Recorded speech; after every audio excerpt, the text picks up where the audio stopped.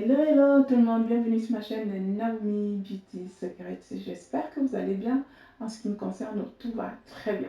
Alors aujourd'hui, je vous retrouve pour cette nouvelle vidéo pour vous montrer comment j'ai fabriqué mon gel douche au curcuma. Parce que voilà, j'ai osé poser la question si ça vous intéressait que je vous montre, même si je connaissais un peu la réponse. J'ai quand même été assez content de voir tous les commentaires de oui, qui voulaient voir la recette. Et donc aujourd'hui, je vais vous montrer, j'aimerais bien comment on fabrique ces deux bébés.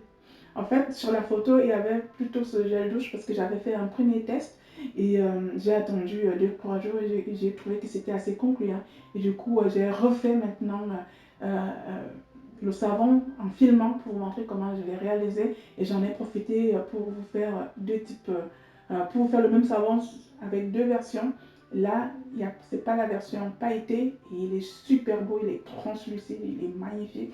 Et ça, c'est la version pailletée avec un petit côté nacré dans le gel douche. Mais c'est exactement le même, c'est juste que au niveau de la couleur, il n'y a pas eu d'ajout. Et là, il y a eu... c'est un pigment en fait pour colorer le gel douche. Alors, si tu n'es pas encore abonné à ma chaîne, je t'invite à le faire. Activez la petite cloche de notification pour ne rien louper de mes nouveautés et pour vous les anciens. Je vous l'offre toujours autant. Merci d'être de plus en plus nombreux. Merci de jouer le jeu, merci de vous être abonné. La vidéo risque d'être un peu longue, donc voilà, je vais passer directement à la vidéo. Et puis, si vous aimez bien, n'hésitez pas à me laisser des commentaires, des pouces vers le haut. Et puis, si vous n'aimez pas trop, hein, je m'améliorerai pour la prochaine fois. Voilà, petit topo rapide quand on va faire ce savon, c'est gel douche. Vous allez prendre un maximum de précautions parce que c'est une réalisation qui peut être assez dangereuse en fait dans la manipulation de la potasse parce que voilà, c'est une base avec laquelle on fait du savon au même titre que la soude caustique. Donc c'est pareil, c'est assez caustique, c'est assez dangereux pour la peau. Donc prenez vraiment des précautions. C'est-à-dire vous allez acheter des lunettes. Si vous n'avez pas de lunettes, prenez des lunettes. Vous avez à la maison même des lunettes. Voilà, vous mettez des gants, vous mettez un petit masque parce qu'on peut respirer des vapeurs toxiques dues à la manipulation de la potasse en fait. Et derrière, vous allez prendre les récipients, vous allez essayer de faire ce que je vous explique. Donc, à part ça, tout le monde peut le faire. Tout le monde peut le faire. La seule chose à savoir, c'est qu'il faut prendre pas mal de précautions parce que ce n'est pas une manipulation assez simple. Là, c'est un vrai gel douche élaboré de A à Z. Ce n'est pas simplement un savon qui est déjà fabriqué et qu'on a rajouté avec de l'eau. C'est un savon qu'on a fabriqué de A à Z. Voilà. Aussi, si vous avez l'intention de changer, par exemple, les huiles, je vais vous inviter à recalculer vos huiles avec soap calque, parce que moi je me sers toujours de soap calque. Et du coup, voilà. Néanmoins, les huiles et les quantités que je vais vous donner, c'est vraiment un test qui a été très bien. Et ce sont des huiles qui vont bien marcher pour des gels douche en fait. Et par ailleurs, je suis encore au début, donc c'est les premiers essais. Et je vais en essayer sous d'autres formes en fait. Et ce que je peux vous dire par contre, c'est que j'ai fait le choix tout de suite d'utiliser que de la glycérine. Et il y a un autre choix où on peut mélanger la soude et la potasse et rajouter de la glycérine. Mais moi, j'ai décidé, après pas mal de recherches, et j'ai visionné quelques vidéos de youtubeuses comme les recettes de Louisette où elle m'a un peu conforté dans mon choix de glycérine. Et du coup, j'ai vraiment utilisé uniquement de la glycérine pour élaborer le gel douche. Et ça marche de ouf. C'est vraiment topissime en fait. Pourquoi la glycérine? Il faut tout simplement savoir que la glycérine, c'est un dérivé qu'on obtient à l'issue d'une saponification. En fait, ce sont des huiles qui ne se sont pas saponifiées pendant le processus de saponification. Donc, les huiles non saponifiées, les insaponifiables, et dont la glycérine fait partie des insaponifiables. Et le fait de prendre de la glycérine, ça va favoriser de saponifier toutes les huiles qu'on va mettre dans le gel douche. Donc, et aussi, j'ai aussi écouté un de ses conseils où elle disait qu'il ne fallait pas surgraisser le savon. Donc, faut penser à mettre à 0% le surgraissage. Je vais vous donner les proportions de ce que moi j'ai fait. Après, si vous voulez faire le même, à ce moment-là, faites exactement les mêmes proportions que moi. Utilisez exactement les mêmes huiles que moi, sachant que j'ai utilisé l'huile de coco, j'ai utilisé l'huile de ricin, j'ai utilisé l'huile d'olive et j'ai utilisé l'huile de tournesol. On trouve facilement ces huiles. Ce sont des huiles qui sont riches en acide ricinoléique. Voilà. Ce sont des huiles qui sont riches en acide oléique. Donc en fait, ça permet d'avoir un gel bien translucide et surtout ce qui est intéressant, ça permet aussi d'avoir un gel qui mousse de ouf. Voilà. Ce gel, je vous assure qu'il mousse d'enfer. C'est juste une tuerie au niveau de la qualité et du volume de la mousse. Donc voilà à peu près les choix que j'ai eu à faire après avoir fait beaucoup de recherches en amont. Ça fait un moment que je me tâte. Quand je dis ça fait un moment, là ça fait 2 ans que je maîtrise les savons à froid. J'avais toujours peur des savons à chaud. Je ah, c'est compliqué, mais en fait, il a fallu que je révise. J'ai même ressorti mes cours de BTS pour relire ce que le prof me disait quand on a fait le cours sur la saponification. Et je suis contente, c'est trop bien, j'ai réussi. Youhou. Non, ça marche de ouf. Donc voilà, je vous montre tout ça. On est parti. Recoucou tout le monde, donc me voici suréquipée déjà. Voilà, les mesures de sécurité assez importantes. Alors, vous avez besoin de 2 casseroles. Celle-ci, c'est dans laquelle je vais préparer, cuire mon savon. En gros, il faut qu'elle soit antidérapante et anti-adhésive, pardon. Et vous avez besoin d'une autre casserole dans laquelle vous allez mélanger votre potasse. Il faut quand même qu'elle soit assez profonde. J'ai ma plaque que j'utilise. Vous avez besoin de contrôler la température. Donc la plaque, elle m'aide à baisser ou à augmenter la température. Vous avez besoin d'un thermomètre pour vraiment contrôler et maîtriser votre température. Mais si vous n'avez pas le thermomètre, allez-y tout doucement et il ne faut surtout pas brûler votre savon. Voici la recette comme promis. Donc merci de vous en référer. Si vous changez quelque chose, je vous demanderai de tout refaire vous-même. Je ne le ferai pas à votre place. Alors, vous avez besoin d'huile de coco. Parce que voilà, c'est une huile, vous ne pouvez pas vous passer de l'huile de coco si vous cherchez à faire un bon savon. Vous avez besoin de l'huile de tournesol. Je vous donne aussi les quantités au fur et à mesure. Ensuite, vous aurez besoin de l'huile de ricin pour son côté onctueux et pour son côté mousse, parce que l'huile de ricin, elle mousse relativement bien dans les savons. Vous avez besoin d'huile d'olive, l'incontournable dans la saponification. Donc voilà, ce sont des huiles qui sont vraiment riches en acide oléique, parfaitement idéales pour des gels louches plutôt translucides. Donc pour venir jouer sur le côté mousse, je commence déjà par mettre du sucre en poudre. C'est une option, si vous voulez, vous pouvez vous en passer. Ici, je mets l'équivalent de 3 cuillères à soupe et je passe mes huiles à feu pour les faire fondre. Inutile de le faire à feu vif. L'idée ici, c'est vraiment de faire fondre les beurres, enfin l'huile de coco qui est figée et c'est tout. Donc voilà, vous le faites tout doux et puis vous arrêtez. Derrière, on va peser notre potasse et notre glycérine. Donc, on va chauffer la glycérine pour faire fondre la potasse, sinon c'est très compliqué à faire. Donc, passez-la à température, ça ne va pas altérer la glycérine. Ça ne va pas altérer la glycérine. C'est le seul moyen efficace pour faire fondre votre potasse. Donc, il faut absolument que votre glycérine soit entre 125 et 130, 135. Moi, là, c'est 133. Ce n'est pas grave. Et là, vous commencez à ajouter votre potasse et au fur et à mesure vous allez voir que ça chauffe relativement et du coup ça fera une espèce de mousse. C'est tout à fait normal, c'est pas voilà, c'est normal, faut juste pas agiter de façon à vous éclabousser parce que comme je vous ai dit, ça peut être très dangereux pour la peau.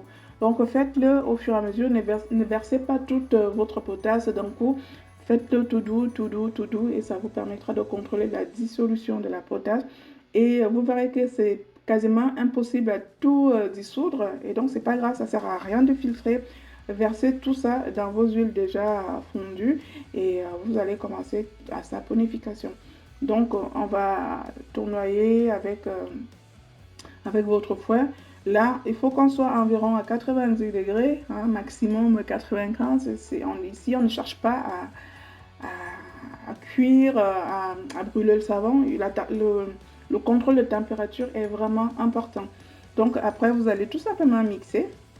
Vous allez mixer et au fur et à mesure, votre savon va s'épaissir. Donc je me sers de mon mixeur plongeant. Hein. Après, ici, c'est pas la casserole la plus adaptée pour ce savon. Mais pour un essai, je voulais pas investir. Je voulais juste commencer.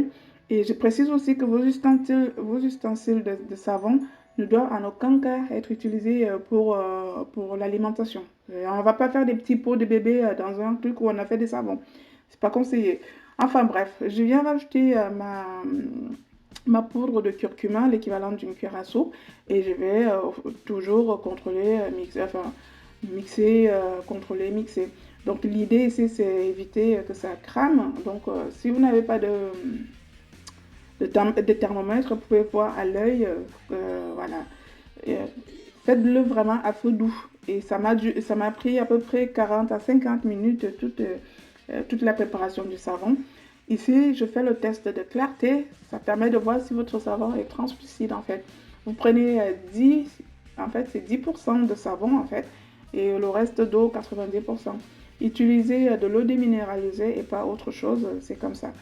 Maintenant, je fais le test de pH. Il faut absolument que votre savon ne soit pas agressif, hein. Donc, mon savon est à 9 de pH et c'est juste parfait. Là, je vais faire ma première... j'ai dilué mon savon en deux étapes. Le premier tout seul et le deuxième avec des paillettes. Et pendant la dissolution, je vais rajouter du miel. Le miel qui est hydratant et qui va aussi venir prolonger le côté moussant parce que tout ce qui est sucre accélère, en fait, donne beaucoup plus de mousse au savon. Donc voilà, ça... Alors ici, je n'ai pas réchauffé l'eau et j'ai eu un peu de mal à faire fondre tout ça. Donc je vous propose vraiment de faire chauffer votre eau. Il faut vraiment que l'eau soit chaude pour favoriser la fonte facile du savon. Et donc, ici, mon savon était déjà complètement figé.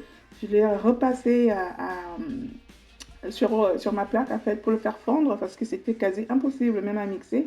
Et là, c'est mon deuxième savon que je vais faire et c'est là où je vais rajouter et du miel et des paillettes. Alors, pour des proportions, je vous explique un truc. Le premier, j'ai fait à 90, 900 pour 900. Donc, l'équivalent, le même ratio en fait. Pour ton poids de savon, tu prends le même poids d'eau. Le résultat est différent au niveau de la,